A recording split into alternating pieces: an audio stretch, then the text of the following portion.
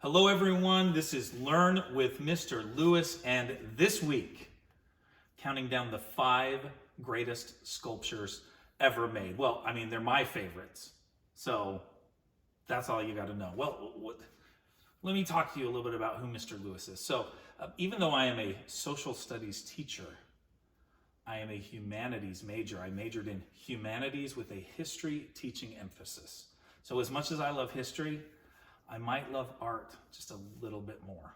And so I'm excited today to share with you the 5 greatest sculptures ever made. Now, one major ground rule that I decided on, and I get to make the rules, so this is how it is. Only one sculpture per sculptor, which means I can't just do like 5 sculptures by Bernini or Michelangelo or Rodin or something. Okay, so let's get into it. The number 5 greatest sculpture ever made comes from one of the greatest sculptors in history, Rodin. And there's so many options from this great sculptor, but the one that is my favorite is the Burghers of Calais. All right, now this was commissioned in 1884 and made in 1889. It was commissioned by the city of Calais. Calais has always been a strategic port city, and they wanted a sculpture that symbolized the greatness of their city. And so they go back to their history. They go back all the way to the 14th century, at the time of the 100 Years' War between England and France. Now, Calais is that closest point to England. There's no point that's closer. And so it's always been strategic. Hitler was convinced that the D-Day invasion would come there. And so he put his biggest defenses in Calais. Now, he was wrong, but that's what he thought because it's the most logical spot. So anyway, let's get back to the story. The story from the 14th century is King Edward III of England has the city besieged. And they hold out as long as they can, but they're starving to death. And he strikes a deal. He says, all right, if you send out 6 of your most important leaders, I will spare the city. Now, these men assume that they're going to be executed. That's what they realize is happening. But 6 of them volunteer, and they make their way out of the city. And that is the moment that Rodin is capturing in this sculpture. There's so much emotion. There's pain. There's resolve. There's resignation, sacrifice. You get all of that in these 6 figures. It is an amazing sculpture, and it stands there in Calais. But there are also another 11 official castings that you can see in other parts of the world. 3 of them, in fact, in the United States, one in New York City, one in Philadelphia, and one in Washington, D.C. It's the Burghers of Rodin, or the Burghers of Calais by Rodin. The number 4 greatest sculpture ever made is one from a long time ago. We got to go back to the ancient Greek world. This is the Dying Gaul. The Dying Gaul, we think, was made by a sculptor by the name of Epigonus of Pergamon. Pergamon is in Asia Minor, modern-day Turkey, part of the ancient Greek world. And we believe that he made the original bronze in the 4th century BC. And then there was a Roman copy that was made in the 3rd century BC. And this is typical. There are very few original Greek bronzes that exist. Those bronzes were long since melted down. The marble copies made by the Romans have stuck around, sometimes in pieces, but they've stuck around because you can't melt down marble and make weapons and stuff out of it. So there you go. Anyway, so what we have to do to understand the greatness of the sculpture is understand the evolution of art. So when Greek was at its peak, this is what we call the classical period. And the sculptures are posed. Think of a portrait. They're portraying their best selves because they are high on everything that they're doing. They see themselves as the kings of the world, essentially. And then things kind of fall apart. And that takes us to what we call the Hellenistic period of Greece. And the Hellenistic period of Greece is characterized by motion and emotion. Those 2 things, motion and emotion. Think of it as an action photo versus a portrait. Classical period, portrait. Hellenistic period, it's action. And so that's what this Dying Gaul represents. It's not a soldier who has succeeded. It's a soldier who has lost and is taking his last breath. And you see it in the sculpture, the tensed muscles, the face that's contorted, and that arm looks like it is just about to give way. And that is typical of Hellenistic sculpture, where you're capturing a moment in time that tells the story. And it's a great comparison with those classic sculptures that are very static and very posed. The Dying Gaul. Okay, we're counting down the 5 greatest sculptures ever made, and this is number 3, Leun, sometimes known as Leun and his sons. Now, this one is found in Rome, as was our last one. Basically, if you want to see great art, go to Rome, especially sculpture. Anyway, so this is an ancient Greek sculpture. We believe it was made by a team of 3 Greeks, but it was maybe made for a Roman emperor originally. There's a lot of question. Was there an original bronze and this is a marble copy, or is this marble the original? We're not sure. We know Romans loved marble, and that's why their sculptures were done in marble, even though they were often copies of Greek original bronzes. Anyway, let's get to the story behind this, because that's what makes this great. This is another Hellenistic sculpture. So remember, it's motion and it's emotion. And this is a story from the famous Trojan War that Homer wrote about. And in the Trojan War, of course, at the very end, you have this Trojan horse that is placed in front of the walls of the city.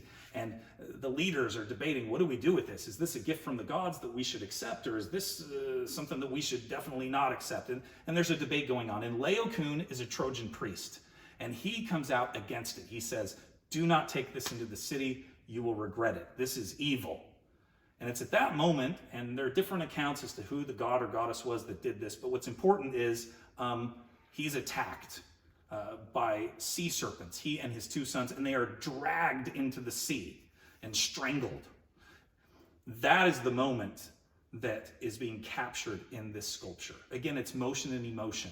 This sculpture was unearthed in the year 1506. They found most of the pieces. It's been on display in Rome basically ever since. You can see it in the Vatican museums. And what's amazing about it is that emotion and that motion, the serpent slithering around Leun and his sons, the look of pain on their faces, the realization that they are not going to get out of this. It's an amazing sculpture. It's approximately life size, and you really have to see it.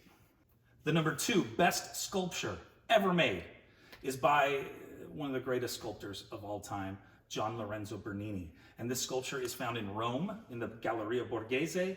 It's from the 1600s. There's so many options with Bernini, but the one that I went with is the Rape of Persephone. Now hold up a second here. That word rape is not what we're talking about. It's not the modern definition of rape. In fact, the word rapina in Italian means robbery. So a better name for it perhaps would be the abduction of Persephone, but everyone always calls it the Rape of Persephone. Okay, think abduction. Now, in order to understand this sculpture, we also have to understand Bernini. Bernini is working in the period known as the Baroque period. Preceding the Baroque period was the Renaissance. The Renaissance is the rebirth of the classical, and I talked before about classical versus Hellenistic. Think of it similarly. Renaissance is like the rebirth of classical. Baroque is like rebirth of Hellenistic. So once again, we're looking for motion and emotion. So let's get to the story. The story is Hades, stuck in the underworld, abducts the daughter of Demeter, Persephone, and this is how we get our seasons. Well, what is the moment that is going to have the greatest motion and emotion? That is the moment of the abduction. And this is so supremely captured by Bernini. It's unbelievable. The facial expressions, the beard hair as Hades is knocked in the face by Persephone and his beard hair flies out. But I think the most amazing thing about this sculpture, and you really have to see it in person and walk around it to get a full sense of it, is the skin. Remember, this is one solid piece of marble, and yet somehow Bernini captures a difference in their skin.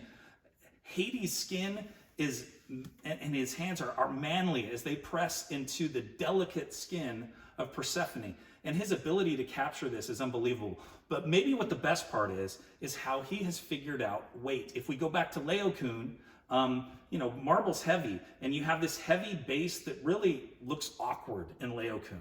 Well, here with Bernini, it's done brilliantly. What does he use to hold up the heavy weight of this sculpture? He uses something from the story. He uses Cerberus, the 3-headed dog of the underworld, as the base of the sculpture, and then he uses the fabric to connect to Cerberus. It's brilliantly done, and it's one of the great sculptures in history. In fact, it's the second greatest ever made, the Rape of Persephone by Bernini.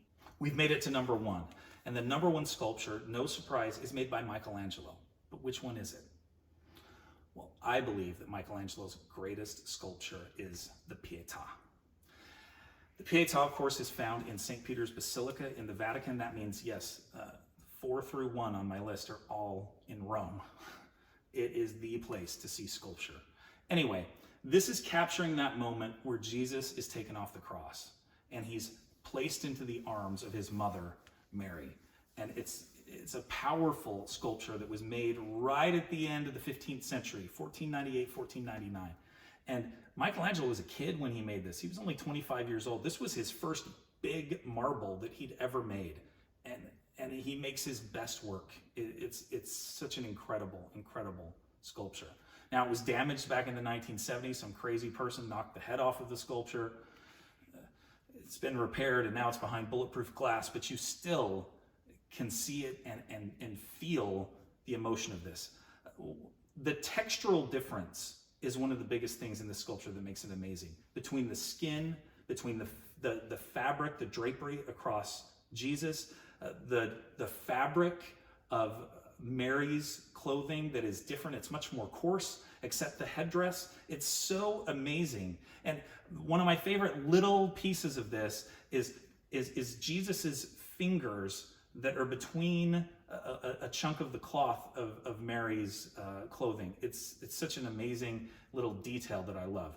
Now, there are some interesting things in the sculpture. Number one, Mary is wrong when you think about it. She's got this young face, like the face that she had at the time of Jesus's birth, and yet she should be in her late 40s at this point. Why is that? Well, he wants her to represent an ideal in this sculpture. But the other thing that's really wrong is she's huge and her head is not proportionate to her body. If she were to stand up, she'd be like 9 feet tall and weigh like 1,000,000 pounds or something. She's massive. And yet it looks right. Like he's not afraid to play around with the proportions in order to get what he's trying to accomplish. And so all of that becomes ignored.